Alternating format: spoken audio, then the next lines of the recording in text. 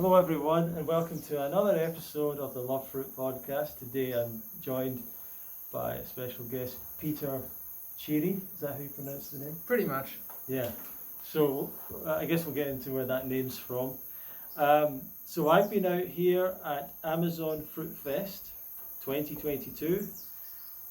We are at Terra Frutis Eco Village, which is in Ecuador, quite close to the border of Ecuador and Peru, close to the Amazon, out here in a very peaceful, beautiful area.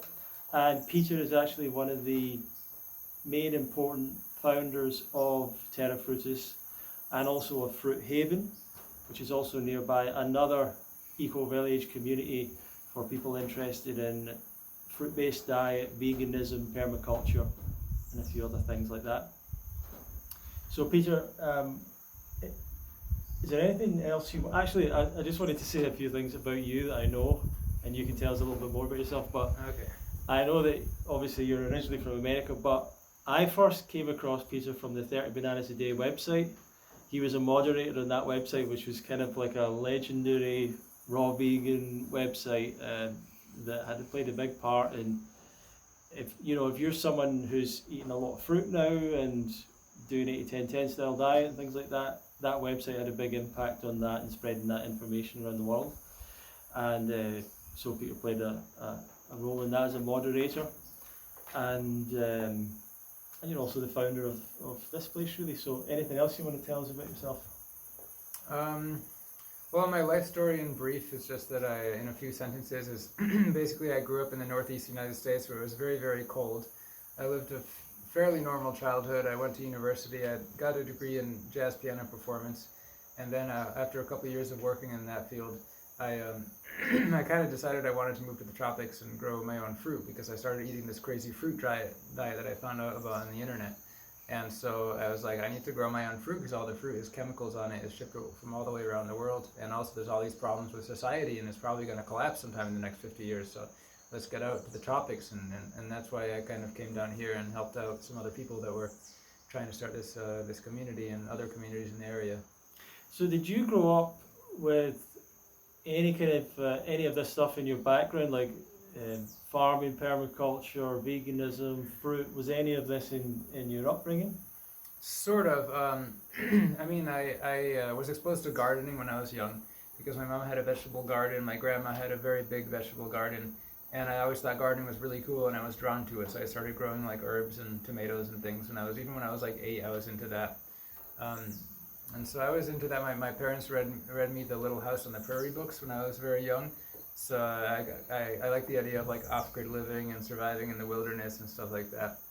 And a lot of the skills that I have that have proved important in starting a community and keeping it going, I was kind of exposed to at a young age. It was almost like I got lucky and I was exposed to all the right things in just the right amounts. Like my dad taught me a bit about carpentry, which was helpful in designing the buildings here, a bit about basic home repair of plumbing and electronics, a little bit of automotive repair. My mom was an accountant, so I learned how important that was, and she volunteered in a lot of organizations, like the church organizations, and we did Boy Scouts, so I kind of understood basic organizational structures and the importance of bylaws and having things well organized. So all those things together, I was exposed to a lot of different things that combined in a good way and gave me kind of a little bit of knowledge in each field that was needed to help start a community. Mm-hmm.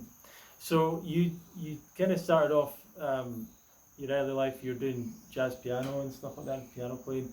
At what point did you start to sort of make changes with your diet and lifestyle? Probably my third year of university, I started actually noticing things about my diet, and I mean things about my health that weren't optimal, and I started to think like, well, this isn't right, And before that, I had just been a normal person that never questioned anything, took whatever medications I was told to, ate whatever junk food was being pushed on me, didn't care about anything. And if someone had suggested to me you have to eat healthy to be healthy, I would have been like, what? Diet has no effect on your health. What? That doesn't make any sense, But anyways, I started to think to myself like, well, I have low energy, I'm kind of depressed a lot, I've had acne a lot. I used to have a lot of acne, and it made me kind of self-conscious. It was like I was getting a little bit chubby. I weighed like 165.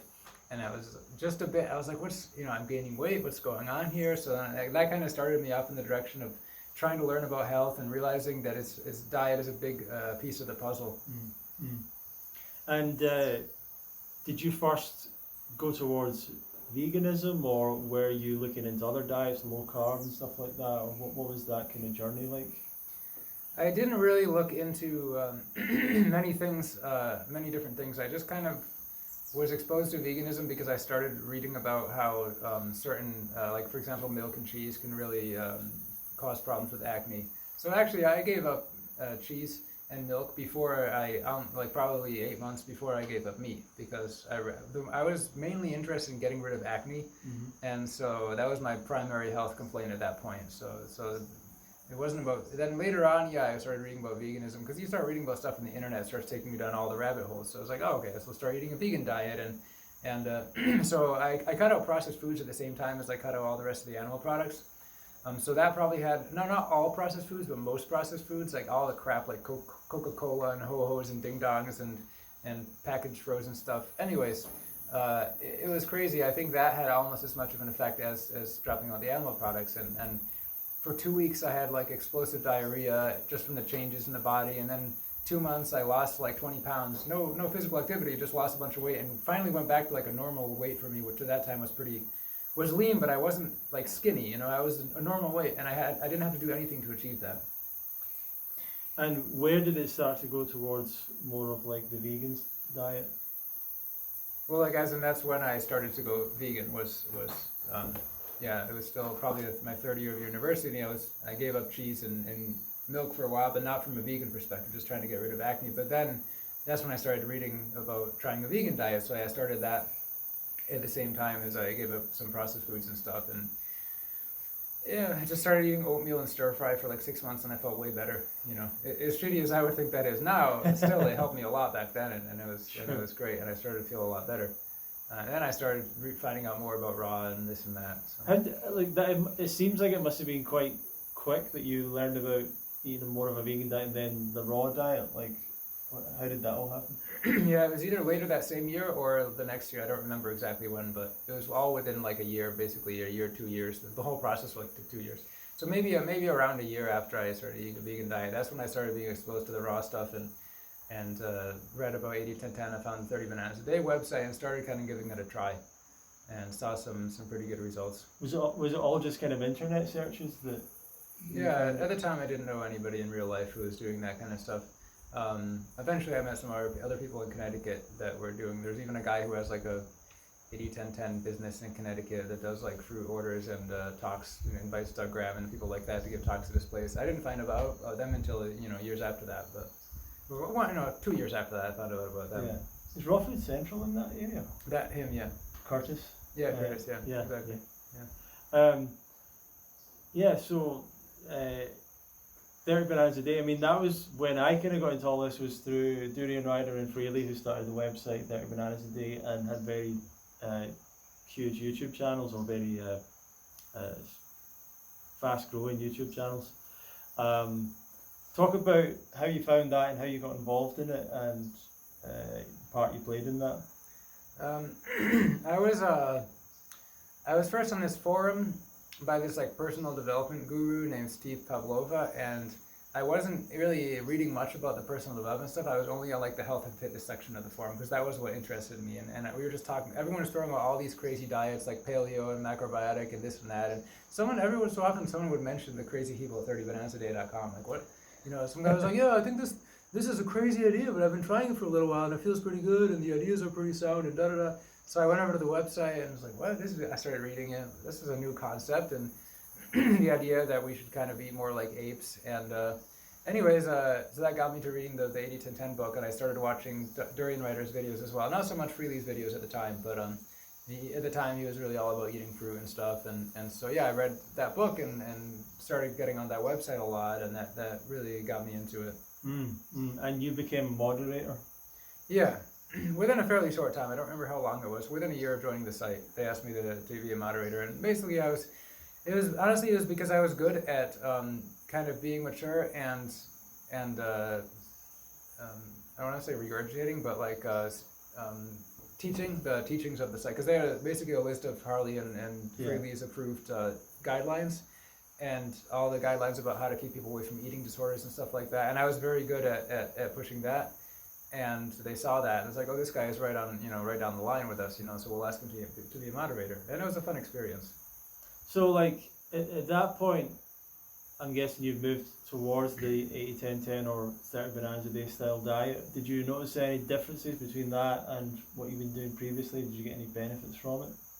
Yeah, in general, I felt more energy. I had clearer skin, things like that. There was nothing, not as huge as when I kind of dropped meat and processed food at the same time. That was a big change, but starting to eat the fruit and everything, I definitely was like, so especially some changes at first, but general things like more energy and better skin and things like that.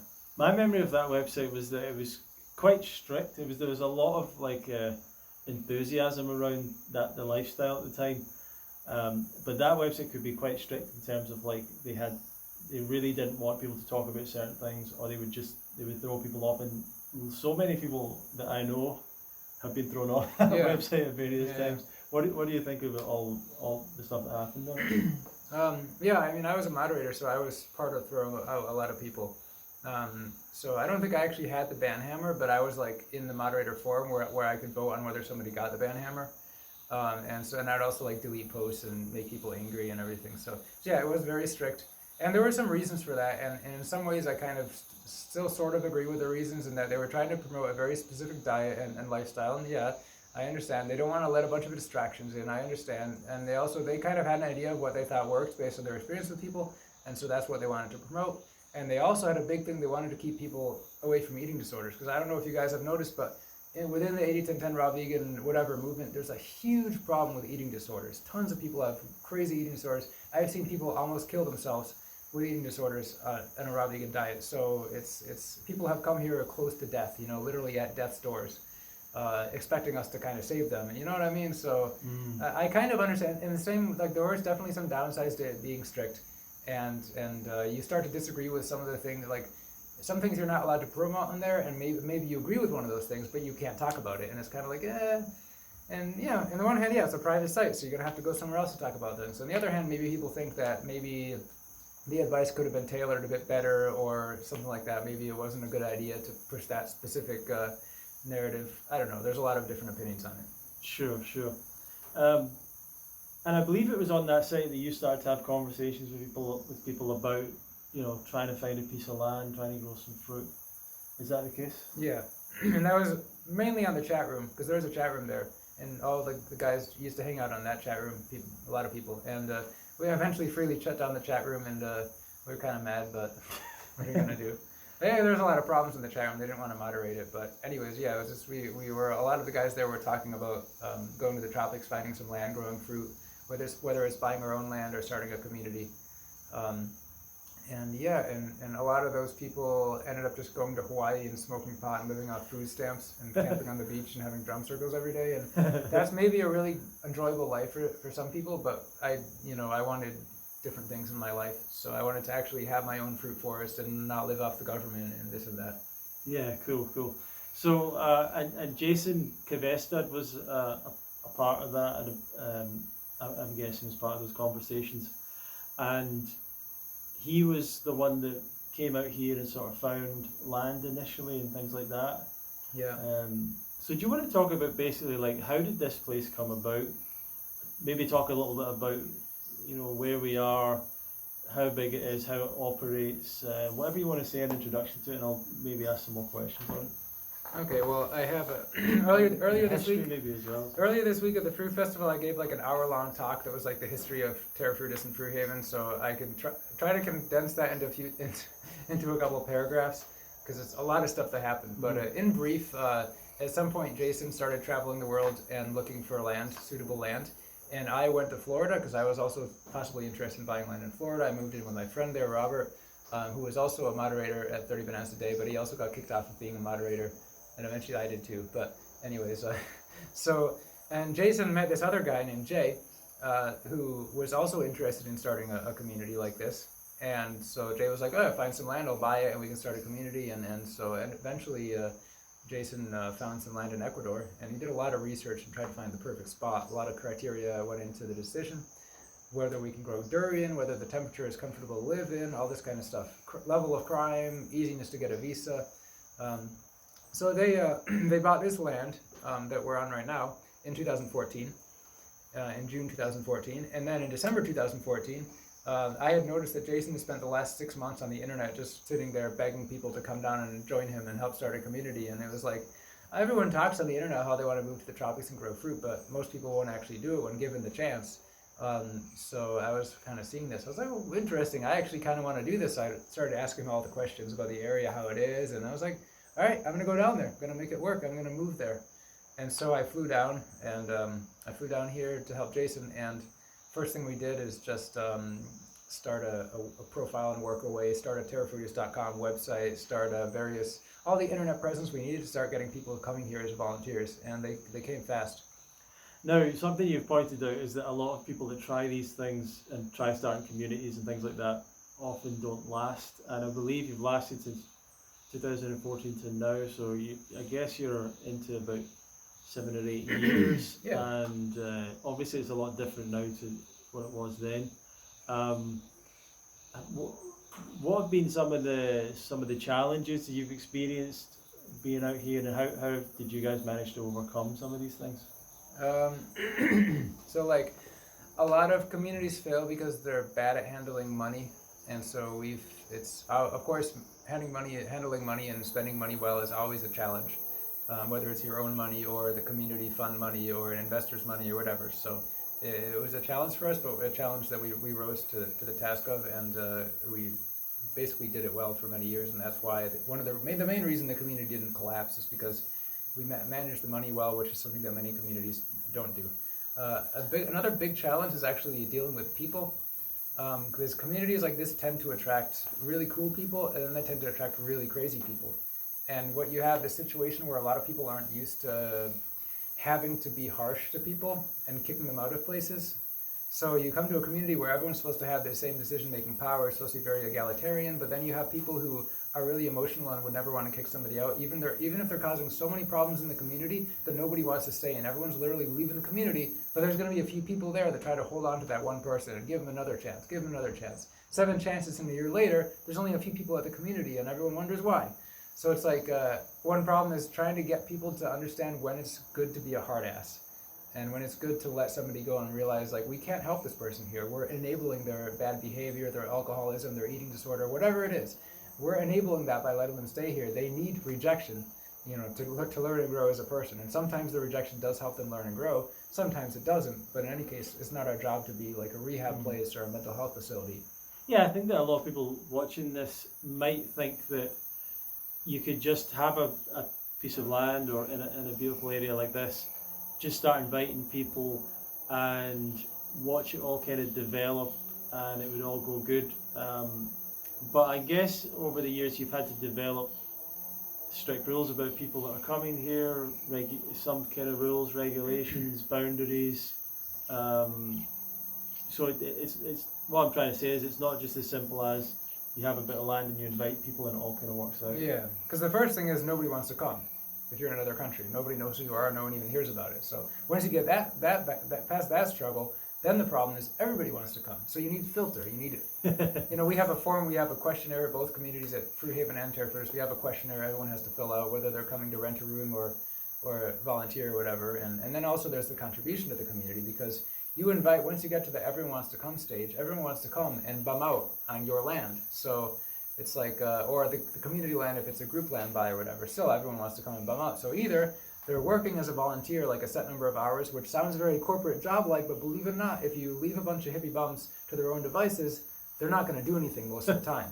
They're going to think they're doing a lot, but they're not. So you need to have either like a quantifiable contribution in terms of like work hours, volunteer hours, planting and maintaining fruit trees with structures, whatever, or paying rent, in whatever manner you decide. But we have those two things at both communities, and so that works out pretty well. One of the things you mentioned in your talk was about trying to find the right area, and climate is obviously important. And maybe some people would think, well, just find a place in the tropics and that's it. But there are a lot of factors in choosing a place. This place has a very, to me, I think it's quite an interesting climate, an interesting environment, because although it is tropical and warm, it has fair amount of rain, fair amount of cloud cover a lot of the time. I don't know how high elevation we are. But do you want to talk about this area and this part of the world?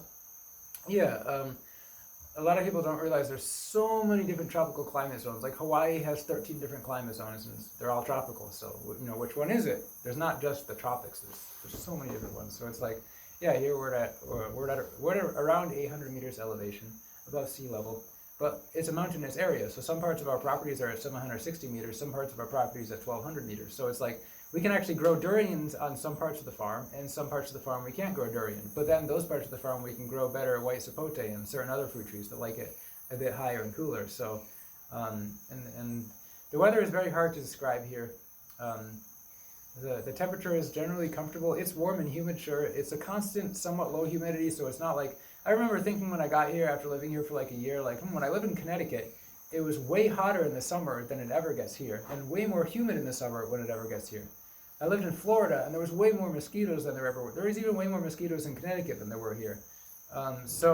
We like to think of the tropics as being like extreme hot, tons of rain all the time. And you get to the tropics, and yeah, some tropics are like that, but then there's also some tropics that are fairly mild. Like I like to explain this climate kind of like June in Connecticut, year round, except a bit more humidity. Yeah, I've quite liked the fact as well that, you know, I've not really experienced a lot of creepy crawlies and mosquitoes and things. I've found that to be very mild actually, and I was expecting it to be a little bit more kind of that. You know, I'm not the best with dealing with those things, so I was a little concerned with that. But you know, and you mentioned snakes and spiders and things, but I've not really seen that much of that either. Yeah. So it's really quite. Do you see that fake snake today? Yeah. There's a snake, and everyone's like, it's a snake. It's like, no, it's not a snake. It's a legless lizard. They're like, are you joking? Like, no, it's just literally not a snake. It just looks like one. Yeah, the legless lizard. Amazing amount of butterflies around here, and other hundreds of species of butterflies. Yeah. I see new species of butterflies here that I've never seen before, and I've been here for 7 years. Amazing. Caterpillars as well. Let's talk about food Terra Frutis firstly.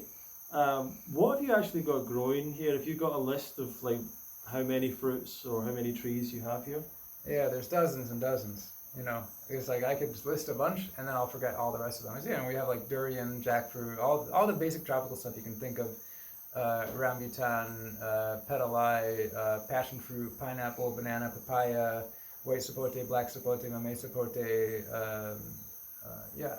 How were these sourced? Were a lot of these sourced within this country, or were they brought into the country? Or? There's a lot of stuff we got within Ecuador, and of course all the fruits that are local to Ecuador we got.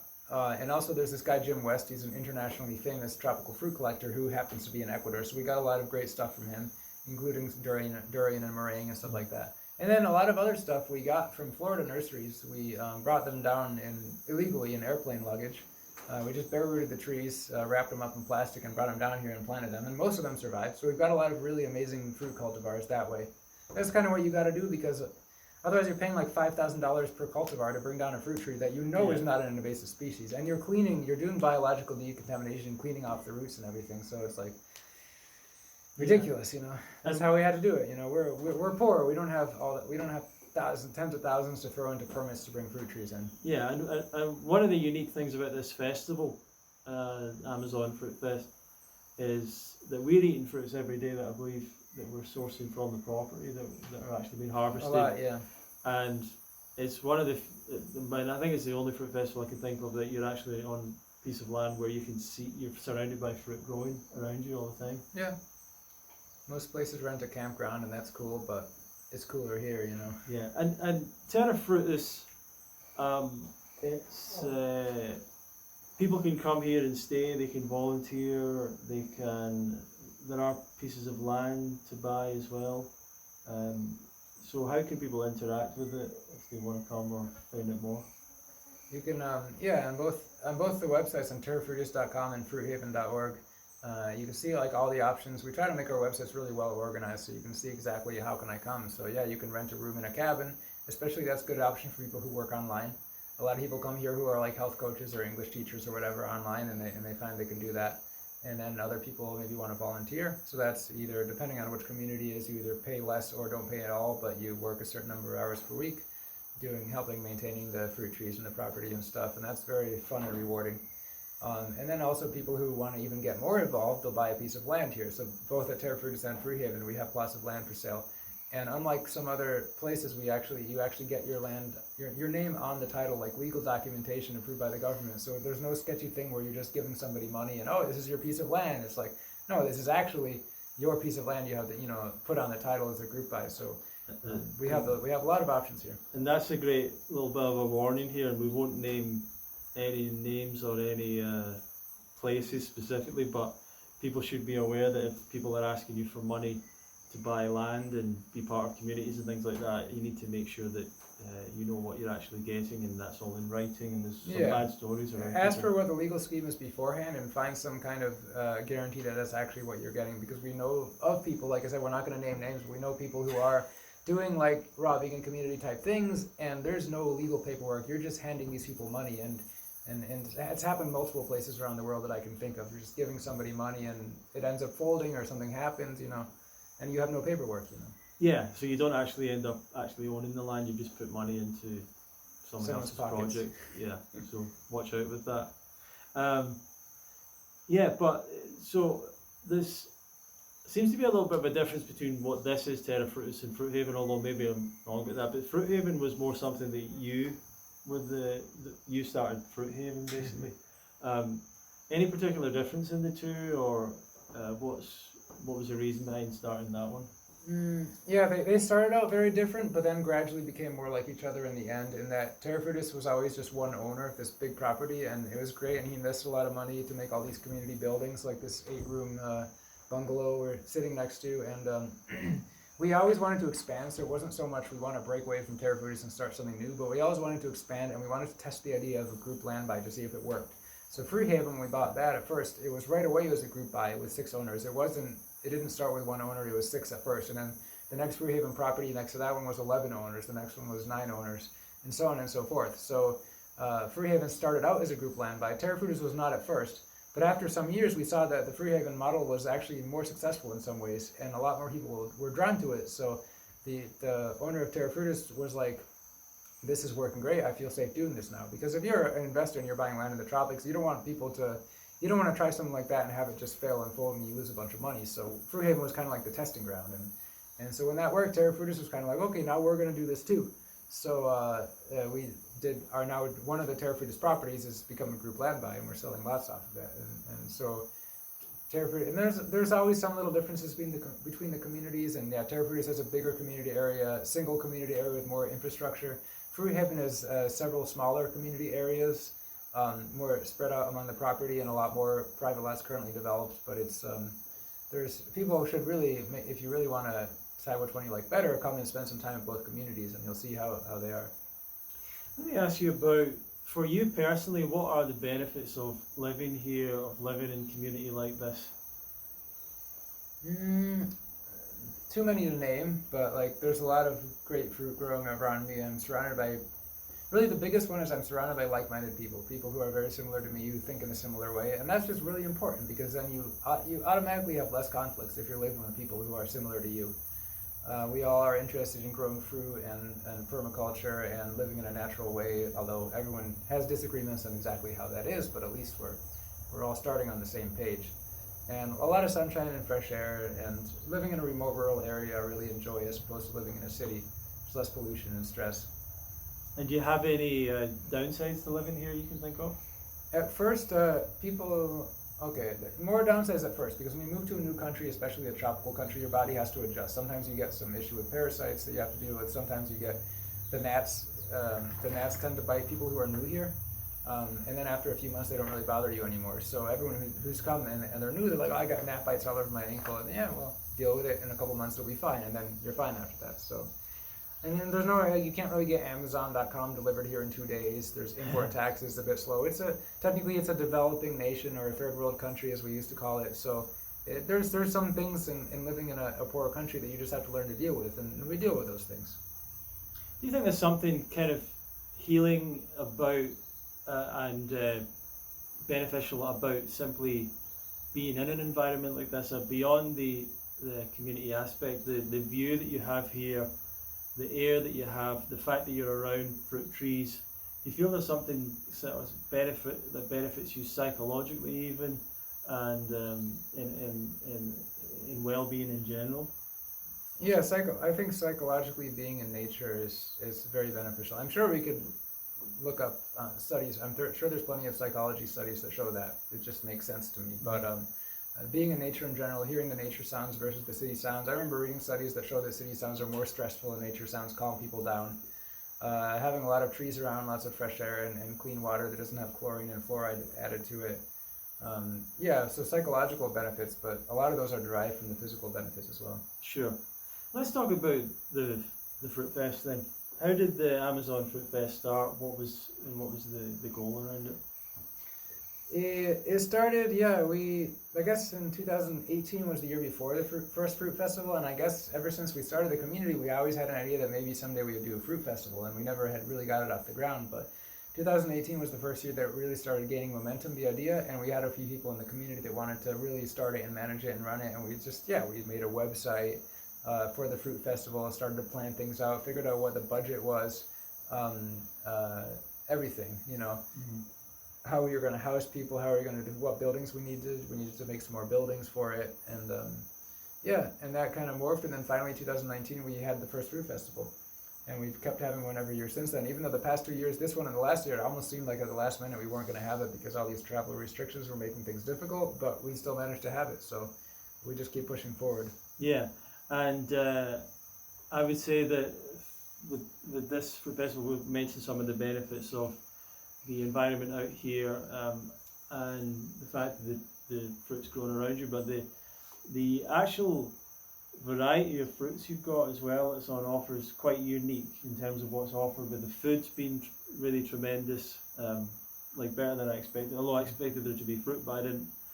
I've been to other events that were also near permaculture things and all that, and because it happened to be slightly, timing was wrong, so actually the fruit wasn't as ripe or as good as it could be, but here it's been total abundance every day.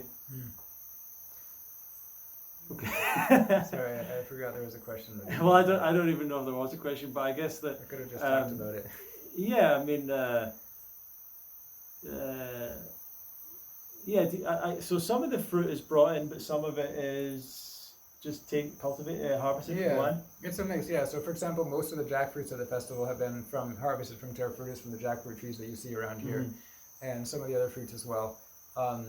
And then like some of the sour sops were harvested here, the guanabana, and random other things too, like the katuk we harvest here. And then other things are bought like from the local area, like from the local market. We buy sugarcane from the neighbors for their sugarcane juice. We have sugarcane growing at Terra Frutis, but they're like, we don't want to use the community sugarcane all at once for the fruit festival and have none for the rest of the year, so we're waiting until we have more sugarcane, then we're going to use the neighbors for that one. Yeah, everything that we buy at the market is grown within Ecuador.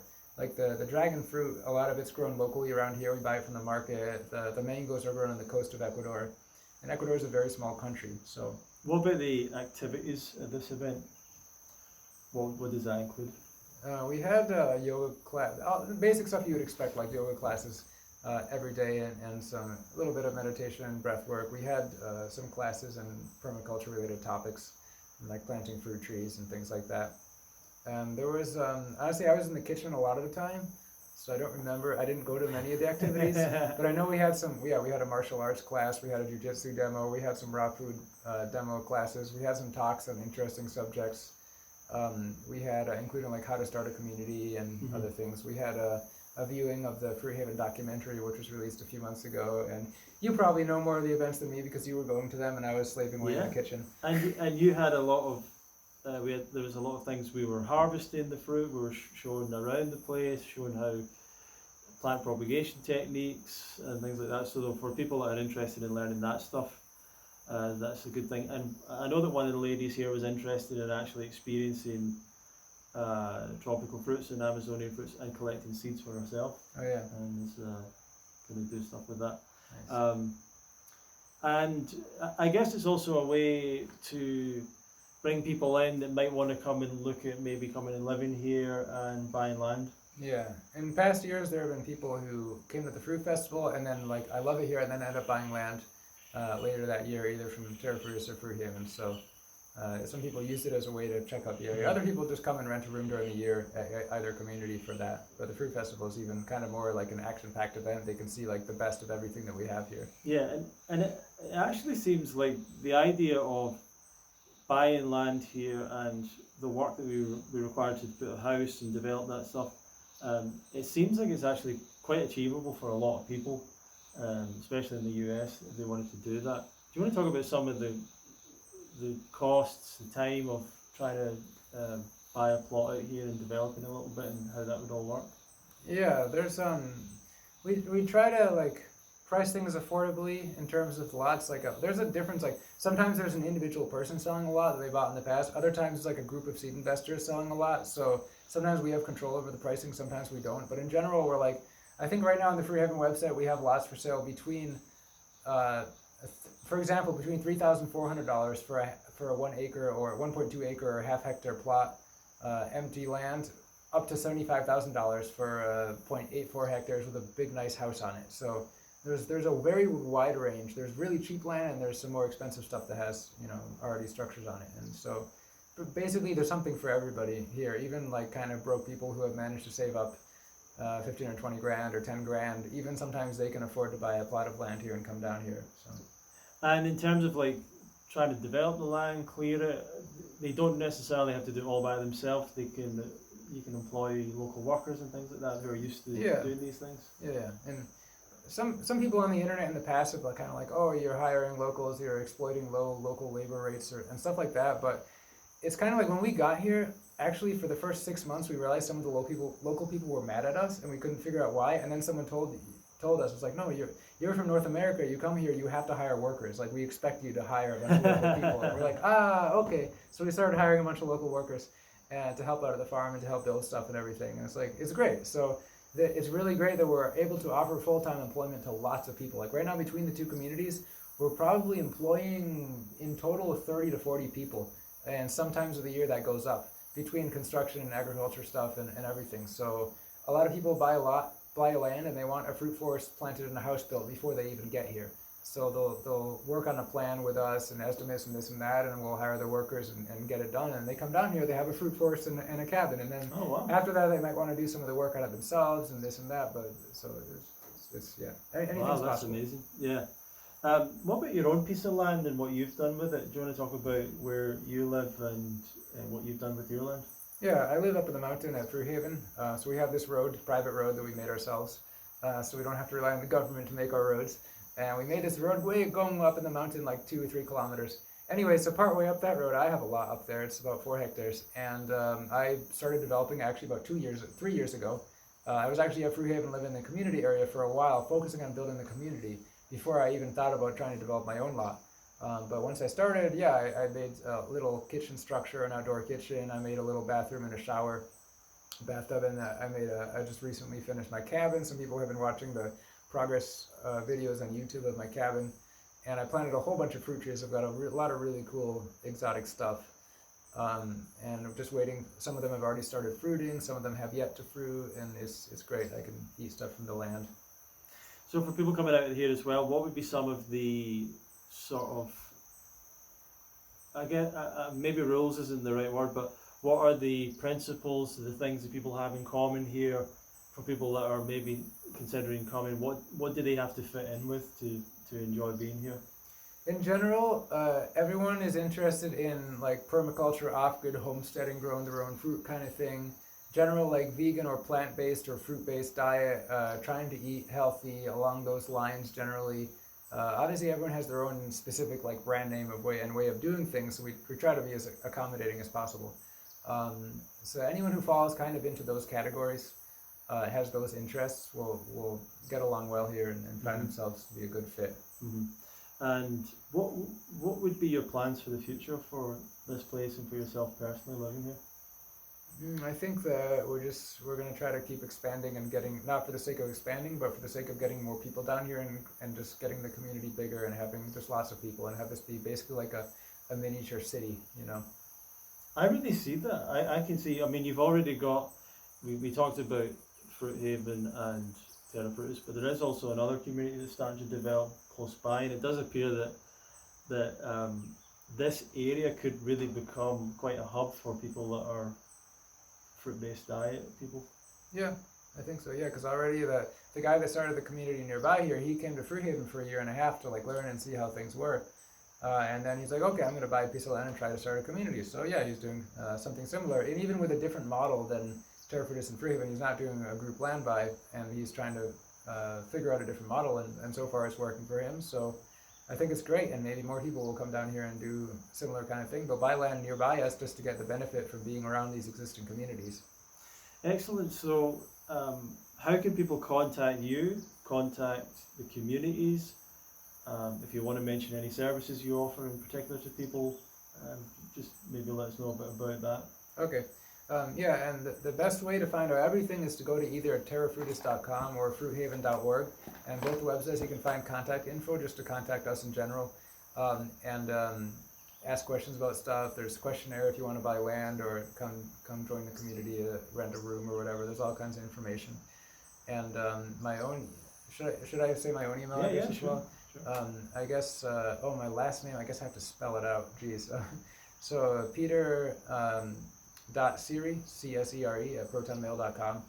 And that's if you want to contact me personally with any questions. I'm always receiving random emails from random people asking about, coming down here and stuff, so that's perfectly fine.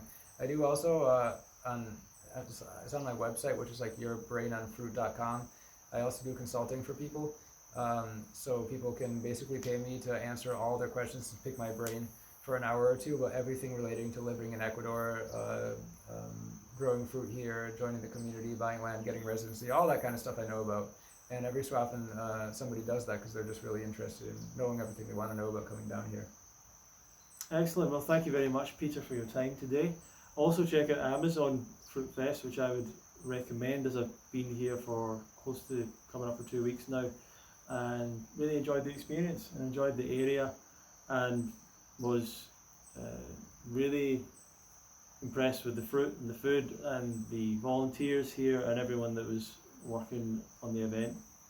So well, thanks everyone for watching and listening. Please share this with others you think it might be of interest to. Check out the information. I'll put links down below and things like that, so you can go and check these things out if it's of interest to you. Please share this to help us get the message out to more people, and we'll see you in another episode of the Love Fruit podcast very soon. Thank you very much.